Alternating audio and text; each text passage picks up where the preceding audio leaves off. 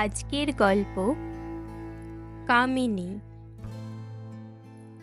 স্টেশনে ট্রেন থামতেই হ্যাটকোট পরা সুরনাথবাবু নামিয়া পড়িলেন। স্টেশনটি ছোট এবং তার সংলগ্ন জনপদটিও বিস্তীর্ণ নয়। ট্রেন 2 মিনিট থেমে চলিয়া গেল। সুরনাথ ঘোষ একজন পোস্টাল ইন্সপেক্টর। সম্প্রতি এদিকটার গ্রামাঞ্চলে কয়েকটি নতুন পোস্ট অফিস খুলিয়াছে।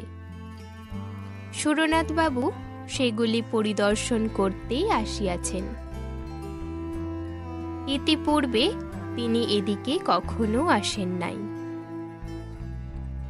ছোট্ট সুটকেসটি হাতে নিয়ে তিনি স্টেশন থেকে বাইরে বেরোলেন। সঙ্গে আর কিছু নাই। সুটকেসের মধ্যে আছে এক সেট প্যান্ট, ধুতি, গামছা, সাবান এবং দাঁত মাজিবার বুরুশ। স্থানীয় পোস্ট অফিসটি স্টেশনের কাছেই। ডাক এবং তার দুই আছে, কিন্তু সবই শহরের অনুপাতে। একজন পোস্টমাস্টার, একটি কেরানি ও 2 জন পিয়ন। পোস্ট অফিসের পিছন দিকে পোস্টমাস্টার সপরিবারে বাস করেন। বেলা আন্দাজ 11টার সময় সুরনাথবাবু পোস্ট অফিসে এসে নিজের পরিচয় দিলেন। পোস্টমাস্টার খাতির করে তাকে ভিতরে নিয়ে গেলেন এবং দ্বীপ্রহরের আহার আদির ব্যবস্থা পোস্টমাস্টার বাবুর বাসাতেই হল। মধ্যাহ্ন ভোজনের পর সুরনাথ বাবু ঘণ্টাখানেক বিশ্রাম করিলেন। তারপর আবার ধরা চড়া পড়িয়া যাত্রার জন্য প্রস্তুত হইলেন। ইতিমধ্যেই তিনি খবর নিয়েছেন যে 3টি পোস্ট অফিস পরিদর্শনে তিনি যাবেন। তার মধ্যে সবচেয়ে যেটি কাছের সেটি 12 মাইল দূরে। কাঁচা পাকা রাস্তা আছে। সুরনাথবাবু তার পিয়নের সাইকেলটি ধার নিয়েছেন। আজ সন্ধ্যার সময় উদ্দিষ্ট গ্রামে পৌঁছাবেন। কাল সকালে সেখানকার পোস্ট অফিস তদারক করে সন্ধ্যার আগেই আবার ফিরে আসবেন। তারপর আবার অন্য পোস্ট অফিসের উদ্দেশ্যে যাত্রা করবেন। সাইকেলের পিছনে ছোট্ট সুটকেসটি বেঁধে সুরনাথবাবু তাহাতে আরোহণ করতে উদ্যত হলে পোস্টমাস্টার বলিলেন, এখান থেকে মাইল 5-6 দূরে রাস্তাটা 2টি ভাগে ভাগ হয়ে গেছে। ডান হাতের রাস্তা দিয়ে গেলে একটু ঘোর পড়ে বটে, কিন্তু আপনি ওই রাস্তা দিয়েই যাবেন। সুরনাথবাবু জিজ্ঞাসা করলেন, কেন? বাঁ হাতের রাস্তাটা কি দোষ করেছে? পোস্টমাস্টার বললেন, ও রাস্তাটি ভালো নয়। সাইকেলে আরোহণ করে সুরনাথবাবু বেরিয়ে পড়লেন। কয়েক মিনিটের মধ্যেই তিনি শহরের এলাকা পার হলেন। তারপর অবারিত মুক্ত দেশ।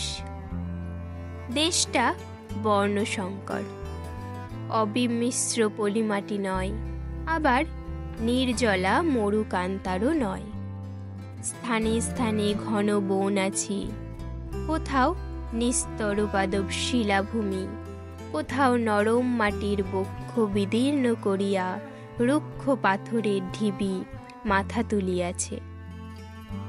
এই বিচিত্র ভূমির উপর দিয়ে নির্জন পথটি এঁকে বেঁকে চলেছে। আকাশে পৌষ মাসের স্নিগ্ধ সূর্য, বাতাসে আতপ্ত আরাম। সুরনাথ প্রফুল্ল মনে মন্থর গতিতে চলিয়াছেন। মাত্র 12-14 মাইল পথ। সাইকেলে যাইতে কতই বা সময় লাগিবে? সুরনাথের বয়স 40 বছর। মধ্যমাকৃতি দৃঢ় শরীর, মুখশ্রী মোটির উপর সুদর্শন। তিনি বিপত্নিক, বছর তিনেক আগে স্ত্রী বিয়োগ হইয়াছে। আবার বিবাহের প্রয়োজন তিনি মাঝে মাঝে অনুভব করেন, কিন্তু বিপত্নিকদের ফলে যে ক্ষণিক স্বাধীনতাটুকু লাভ করিয়াছেন তাহা বিসর্জন দিতেও তার মন চাইছে না। তিনি যখন 6 মাইল দূরস্থ পথের দ্বিবুঝে পৌঁছালেন, তখন সূর্য পশ্চিম দিকে অনেকখানি ঢলিয়া পড়িয়াছে। সম্মুখে 2টি পথ ক্রমশ পৃথক হইতে হইতে ধনুকের মতো বেঁকিয়া গিয়াছে। মাঝখানে উঁচু জমি, তার উপর তাল খেজুরের গাছ মাথা তুলে দাঁড়িয়ে আছে। হঠাৎ কোথা থেকে ক্ষুদ্র একখণ্ড কালো মেঘ এসে সূর্যকে ঢেকে দিল। চারিদিক অস্পষ্ট ছায়াচ্ছন্ন হয়ে গেল। সুরনাথ পথের সন্ধিস্থলে সাইকেল থেকে নামলেন। আগে পাশে নিকটে দূরে কোথাও জনমানব নাই। আকাশ নির্মল, কেবল সূর্যের মুখের উপর এক টুকরো মেঘ লাগিয়া আছে, যেন সূর্য মুখোশ পড়েছে। সুরনাথ একটু চিন্তা করলেন, এখনো 6-7 মাইল পথ বাকি। আধ ঘন্টার মধ্যেই সূর্য অস্ত যাবে। অন্ধকার হওয়ার আগে যদি গন্তব্যস্থানে পৌঁছাতে না পারেন, তবে দিকভ্রান্ত হওয়ার সম্ভাবনা রয়েছে। পোস্টমাস্টার বলেছিলেন, বাঁ হাতের রাস্তাটা ভালো নয়, কিন্তু দৈর্ঘ্যে ছোট, সুতরাং বাঁ হাতের রাস্তা দিয়ে যাওয়াই ভালো। সুরনাথ সাইকেলে চেপে বাঁ হাতের রাস্তা ধরিলেন। পোস্টমাস্টার মিথ্যে বলেনি। পথ অসমতল, প্রস্তরাকীর্ণ, কিন্তু সাবধানে চলিলে আছাড় খাওয়ার ভয় নেই। সুরনাথ সাবধানে অথচ দ্রুত সাইকেল চালালেন। সূর্যের মুখ থেকে মেঘ কিন্তু সরল না। মনে হলো মুখে মুখোশ আটিয়ায় সূর্যদেব অস্ত যাবেন। মিনিট 20 সাইকেল চালাবার পর সুরনাথ সামনে একটি দৃশ্য দেখে আশান্বিত হয়ে উঠলেন। অস্পষ্ট আলোতে মনে হলো যেন রাস্তার দুধারে ছোট ছোট কুটির দেখা যাচ্ছে। 2-একটা আবছায়া মূর্তিও যেন ইতস্তত সঞ্চরণ করে বেড়াচ্ছে। আরও কিছু দূরে অগ্রসর হওয়ার পর পাশের দিকে চোখ ফিরে সুরনাথ ব্রেক কষলেন।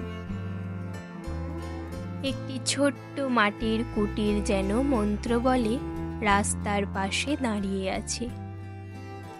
আশেপাশে অন্য কোনো কুটির দেখা যায় না। এই কুটিরটি যেন গ্রামে প্রবেশের মুখে প্রহরীর মতো দাঁড়িয়ে আছে। সুরনাথ রাস্তার ধারে যেখানে সাইকেল হতে নামলেন, সেখান হইতে 3 গজ দূরে কুটিরের দাওয়ায় খুঁটিতে ঠেস দিয়ে একটি যুবতী বসে আছে। সুরনাথের চোখের সহিত তাহার চোখ চুম্বকের মতো আবদ্ধ হয়ে গেল।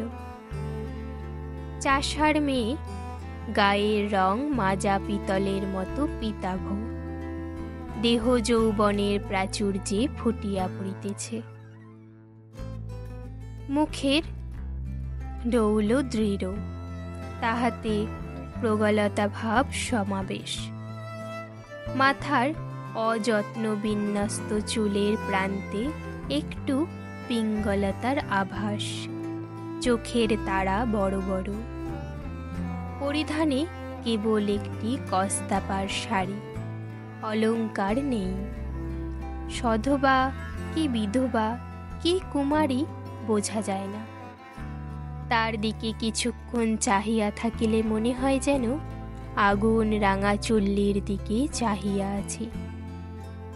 হ্যাঁ গো, তুমি কোথায় যাবে? যুবতী প্রশ্ন করল। গলার স্বর গভীর ও ভরাট, কিন্তু কথা বলিবার ভঙ্গি গ্রাম্য। সুরনাথের বুকের মধ্যে ধড়পড় করে উঠল। দীর্ঘকালের অনভ্যস্ত একটা অন্ধ আবেগের স্বাদ তিনি অনুভব করলেন।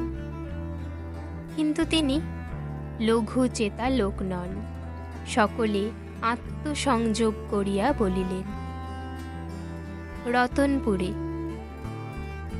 যুবতী দাওয়ার কিনারায় পা ঝুলিয়ে বসে মুক্ত কণ্ঠে হেসে উঠল।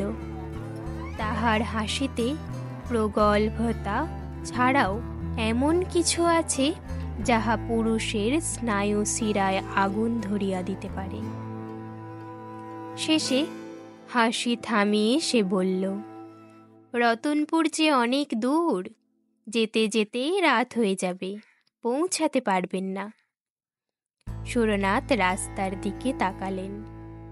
দূর থেকে যে গ্রামের আভাস পেয়েছিলেন, সন্ধ্যার ছায়ায় সেটাও মিলিয়ে গেছে। তিনি উদ্বেগ স্বরে বললেন, তাহলে গ্রামে কি কোথাও থাকবার জায়গা আছে? এখানেই থাকো না? সুরনাথ চকিত চোখে যুবতীর দিকে চাহিলেন। যুবতীর দৃষ্টিতে দূরত্ব আহ্বান, আরো কত রহস্যময় ইঙ্গিত। সুরনাথের বুকের মধ্যে রক্ত তোলপাড় করে উঠল।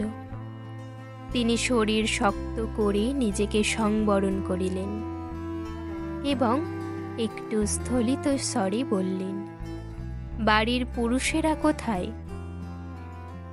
যুবতী দূরের দিকে বাহু প্রসারিত করে বলিল, তারা মাঠে গেছে, সারা রাত ধান পাহারা দেবে।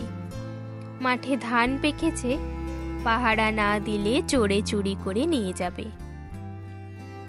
সুরনাথ কণ্ঠের মধ্যে একটা সংকোচন অনুভব করিলেন এবং বললেন, তা যদি অসুবিধে না হয় এখানেই থাকব। যুবতী বিকীর্ণ করিয়া হাসিলেন। প্রায় অন্ধকারে তার হাসিটা তড়িৎদীপালির মতো ঝলকে উঠল।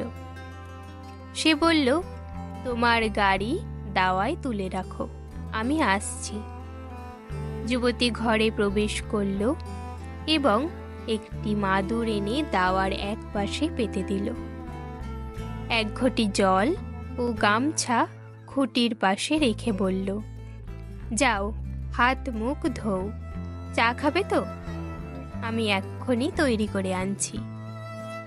যুবতী ঘরের মধ্যে চলে গেল। সুরনাথ হাত মুখ ধুয়ে মাদুরে বসলেন।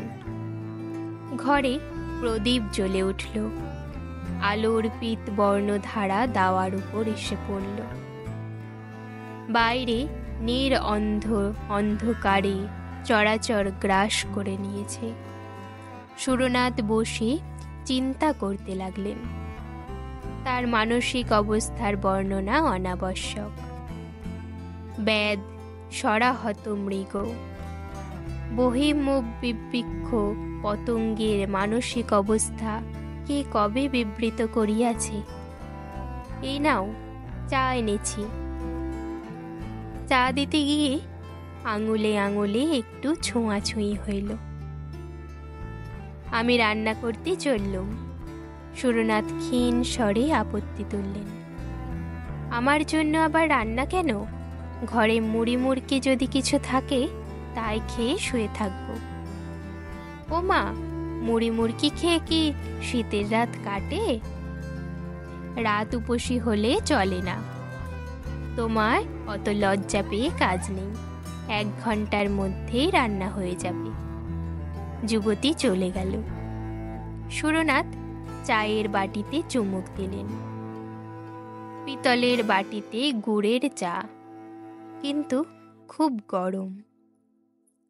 সেটাই ছোট্ট ছোট্ট চুমুক দিয়ে পান করতে করতে তাহার শরীর বেশ চাঙ্গা হয়ে উঠল। সুরনাথ লক্ষ্য করেছিলেন কুটিরের মধ্যে দুটো ঘর, একটি রান্নাঘর, অপরটি বোধহয় বিছানার ঘর। তিনি অনুমান করলেন দাওয়ায় মাদুরের উপর তার শয়নের ব্যবস্থা হইবে, সেটাই ভালো হবে। কোনো মতে রাত কাটাইয়া ভোর হইতে না হইতেই তিনি চলে যাবেন। ঘণ্টাখানেক পরে যুবতী দ্বারের কাছে এসে বলল, ভাত বেড়েছি, খাবে এসো। সুরনাথ উঠে ঘরের মধ্যে প্রবেশ করলেন। বাইরের ঠান্ডার তুলনায় ঘরটি বেশ গরম। পীরের সামনে ভাতের থালা, প্রদীপটি কাছেই রাখা আছে। আয়োজন সামান্য, ভাত, ডাল, একটি চচ্চড়ি জাতীয় তরকারি। সুরনাথ আহারে বসিলেন।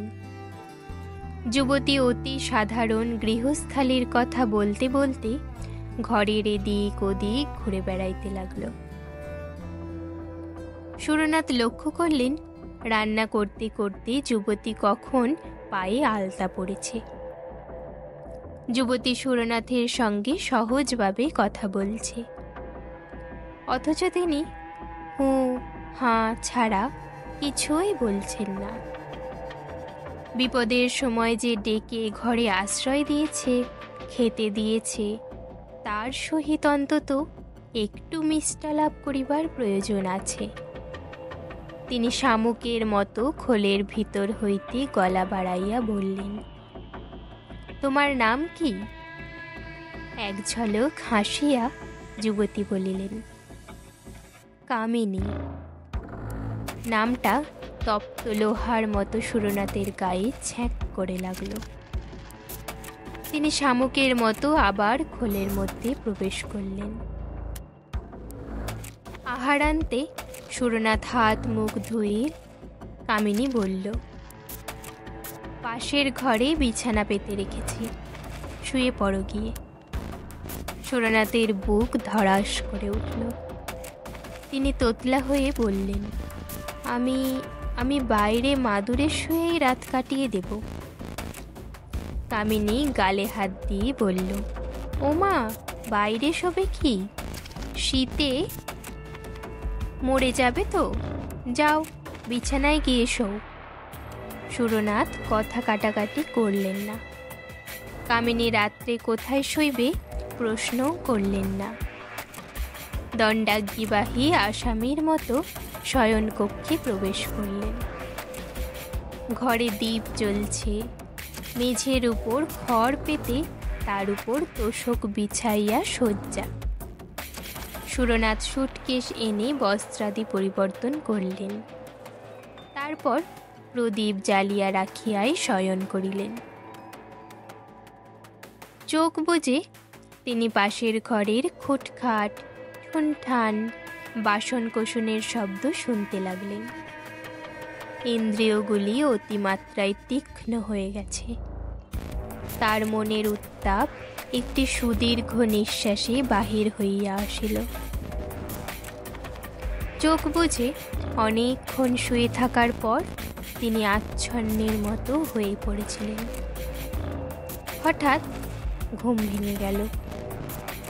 তিনি চোখ খুলে দেখলেন কামিনী নিঃশব্দে কখন তাহার বিছানার পাশে এসে বসেছে। তার মুখে বিচিত্র হিংস্র মধুর হাসি। তিনি দিন পর্যন্ত সুরনাথ যখন ফিরে আসলেন না, তখন পোস্টমাস্টার বাবু উদ্বিগ্ন হয়ে উঠলেন।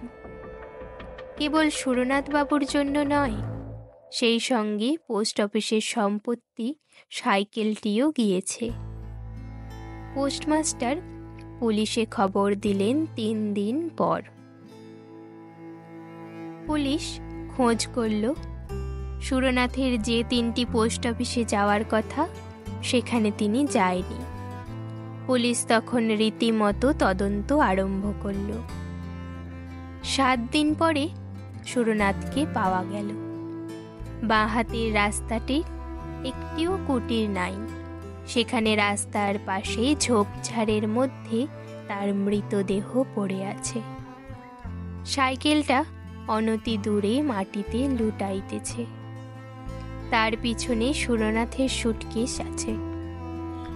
সুটকেসের মধ্যে কাপড় চোপড়, সাবান, মাজন, বুরুশ সমস্তই আছে, কিচ্ছু খোয়া যায়নি। সুরনাথের দেহে কোথাও আঘাতের চিহ্ন নেই, কিন্তু দেহটি প্রাচীন মিশরীয় মমির মতো শঙ্কু ও অস্থি চর্মসার হয়ে গেছে, যেন রক্তচোষা বাদুড় দেহটা শুষিয়া লইয়াছে। পুলিশ হাসপাতালে লাশ চালান দিল। পোস্টমাস্টার যখন সুরনাথের মৃত্যু বিবরণ শুনলেন, তখন তিনি আক্ষেপ করে মাথা নাড়িয়া বলিলেন, আহা, ডাইনির হাতে পড়েছিল। কামিনী ডাইনি এখনো ও তল্লাটে আছে। মায়া বিস্তার করে বেচারিকে টেনে নিয়েছিল। আমি ইন্সপেক্টর বাবুকে সাবধান করে দিয়েছিলাম, বলেছিলাম বাঁ হাতি রাস্তাটা ভালো নয়, কিন্তু উনি শুনলেন না।